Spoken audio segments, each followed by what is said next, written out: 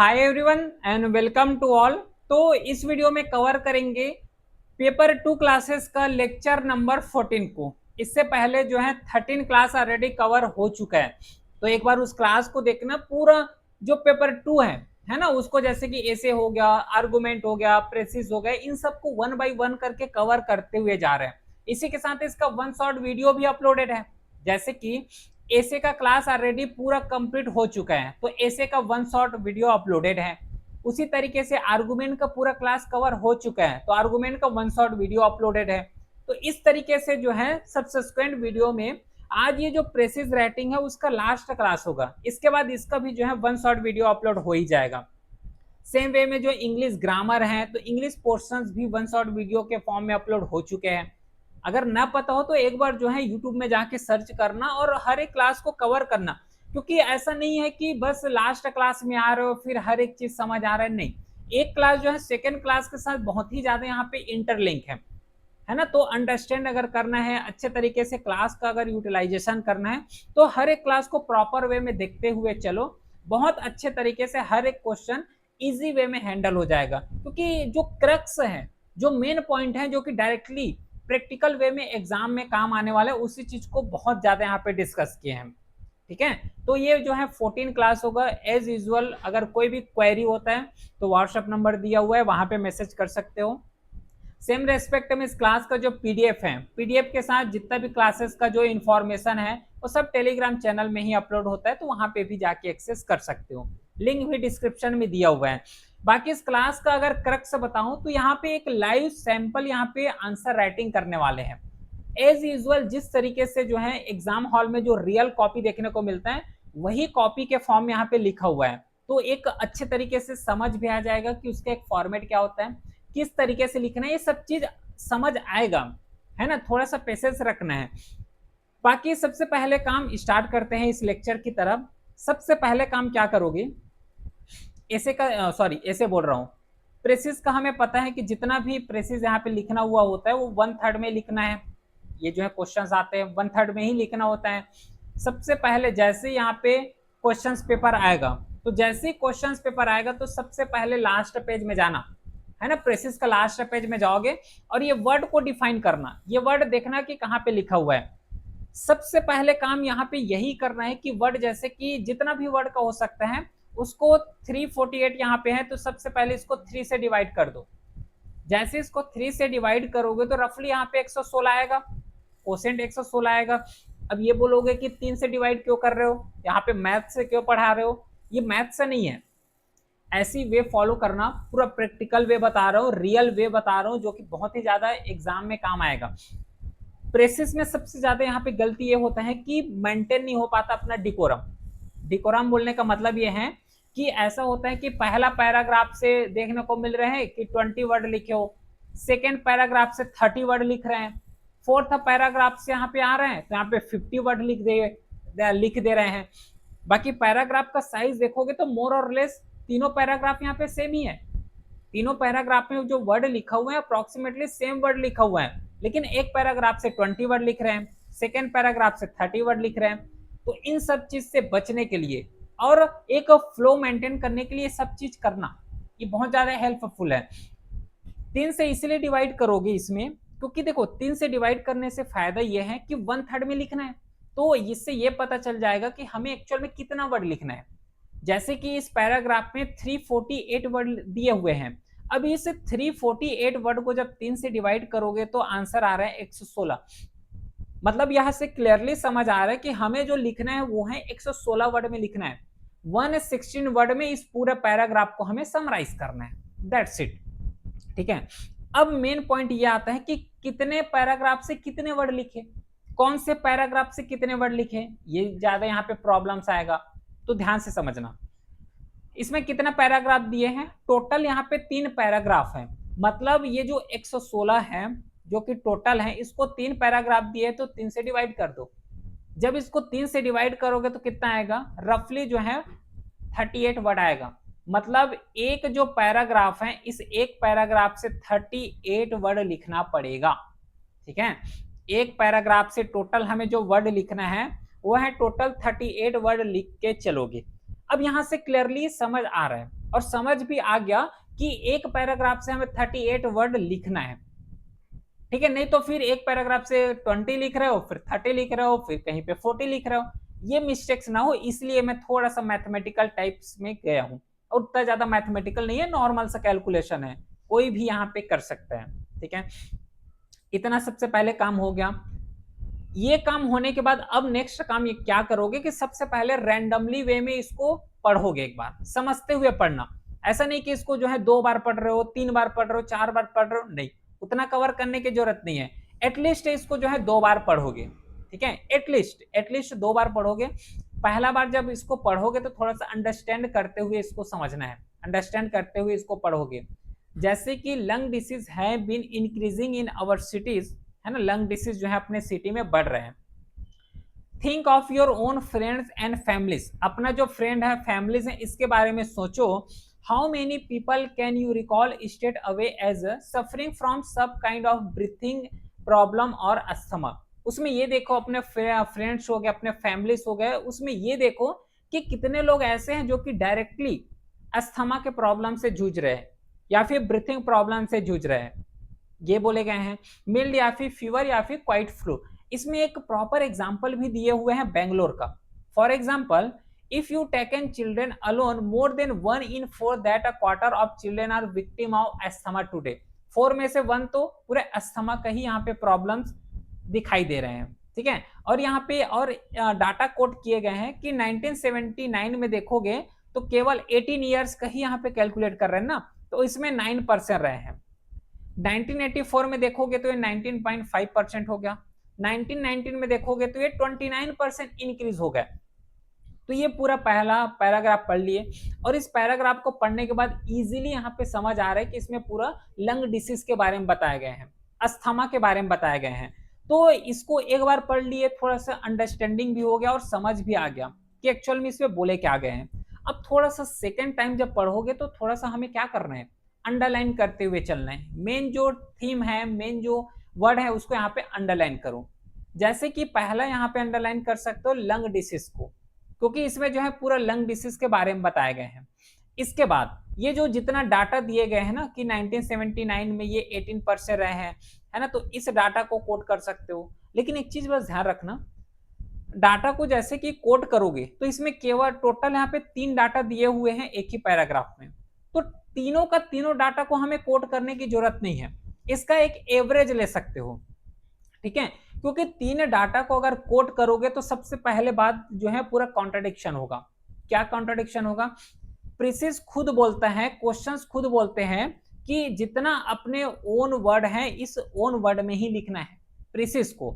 और यहाँ पे अगर सपोज करो कि अगर पूरे डाटा को कोट करोगे तो डाटा तो पूरा दिया हुआ है, मतलब ये तो एज इट इज हो जाएगा।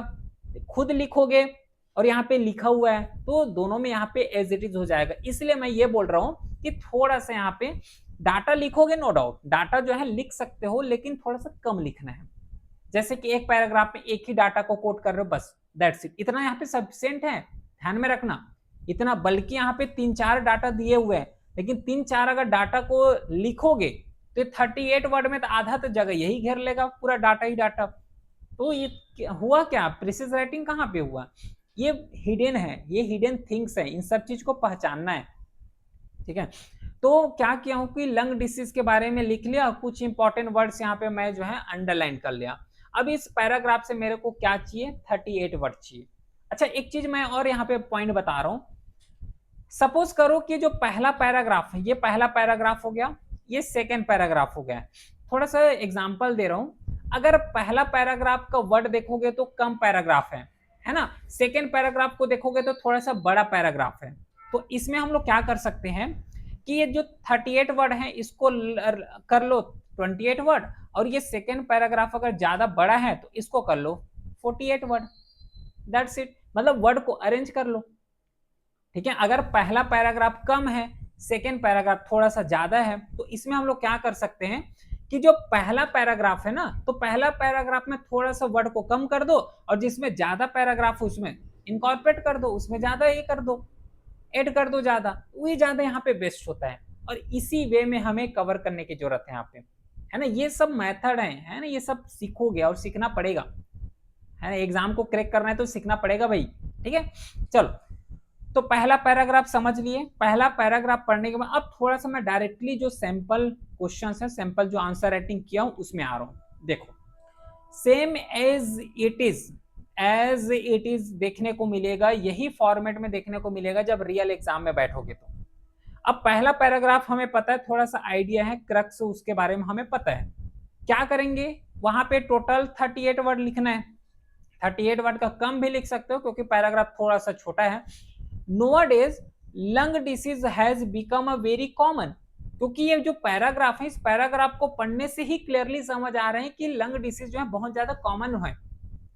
और इसमें डाटा को देखोगे तो 1979 में 18 ईयर्स का एग्जांपल लिए 9% रहे हैं, 1984 में 19.5% हो गया, 1919 में ये 29% हो गए। मतलब इससे तो अंदाजा लग रहा है ना कि ये कॉमन है और अपने वर्ड में लिखना है, प्रेसिस जो है पूरा अपने वर्ड में लिखना है। इसलिए मैं क्या किया हूं, ऐसा लिख दिया कि नोअडेज जो lung disease has become a very common. अब इसमें डाटा दिए हुए हैं, पहला पैराग्राफ को देखोगे तो इसमें सब डाटा दिए हुए हैं, यहाँ पे डाटा भी लिखा हूं। देखो, for example in Bangalore nearly करके लिखा हूं, मेरे को ये भी पता है कि 25% नहीं है एक्चुअल में, मैं वही चीज तो बताया हूं। एवरेज लिखो, एवरेज, और एवरेज के पहले लगभग अप्रोक्सीमेटली या फिर नियरली इस तरीके के वर्ड को इनकॉर्पोरेट करो।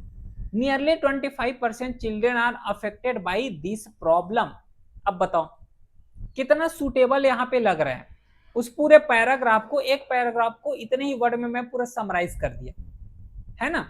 This are many factor. अच्छा, यहाँ अब आओ सेकेंड पैराग्राफ में। देखो, सेकेंड पैराग्राफ अपने से एक बार जो है रीड करो ताकि और अच्छे तरीके से समझ आ जाएगा। देखो, नॉर्मली रीड कर रहा हूं मैं भी, अपने लेवल में एक बार रीड करना। Asthma as you all know is a cause by various factor. Pollen हो गया, मतलब यहाँ पे ये बताया गया है कि जो एस्थमा है वो किस तरीके से यहाँ पे कॉज किए जाते हैं, जैसे कि पोलन हो गया, फंगी हो गया, रेनफॉल हो गया, है ना, ह्यूमिडिटी हो गया, टेम्परेचर हो गए। तो we investigate the conditions that have contributed to this rise in lung disease. मतलब इसी की वजह से जो है लंग डिसीज होते हैं। कहाँ पे होते हैं, बेंगलोर में, क्योंकि बेंगलोर का यहाँ पे एग्जांपल दिए जा रहे हैं। तो we looked at the pollen count first, इसमें ये बता रहे हैं क्योंकि इन्वेस्टिगेशन कर रहे हैं ना, तो इन्वेस्टिगेशन कैसे किए जा रहे हैं उसको भी बता रहे हैं कि इन्वेस्टिगेशन में सबसे पहले क्या किए जाते हैं कि जो पोलन है उसको काउंट किए जाते हैं। उसके बाद our investigation shows that the pollen count in the air had actually decrease in Bangalore. मतलब इन्वेस्टिगेशंस कर चुके हैं, तो इन्वेस्टिगेशंस करने के बाद यहाँ पे ये पाए गए हैं कि जो पोलन काउंट है वो एक्चुअल में डिक्रीज हो रहे हैं। So we had the count increase pollen count as a causative factor, then we studied other possible factor like climate change, increase humidity level etc। तो एक बार जो है पोलन काउंट को यहाँ पे एक्सपेरिमेंट किए गए, उसके बाद और अदर फैक्टर भी एक्सपेरिमेंट किए गए हैं, जैसे कि क्लाइमेट चेंज हो गया, ह्यूमिडिटी लेवल को इंक्रीज करके देख लिए। तो our study shows that there was no mark change in them during this period. मतलब सेकेंड पैराग्राफ में क्लियरली ये बताया गया है कि क्रक्स अगर देखोगे सेकेंड पैराग्राफ का, तो यही बताया गया है कि क्या क्या इसका पॉजिटिव एजेंट है जो कि बेंगलोर में इस तरीके से एस्थमा डिसीज को कॉज कर रहे हैं। उसी तरीके से कुछ यहाँ पे केस स्टडी दिए गए हैं, मतलब एक्सपेरिमेंट दिए गए हैं।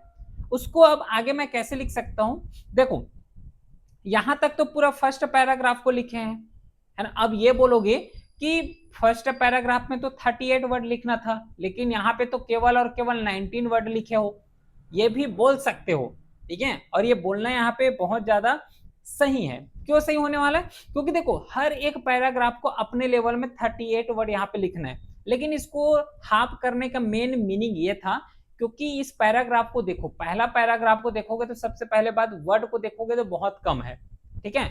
अब वर्ड बहुत कम है और इसी के साथ इसका अगर क्रक्स देखोगे तो क्रक्स भी तो बहुत ही कम है।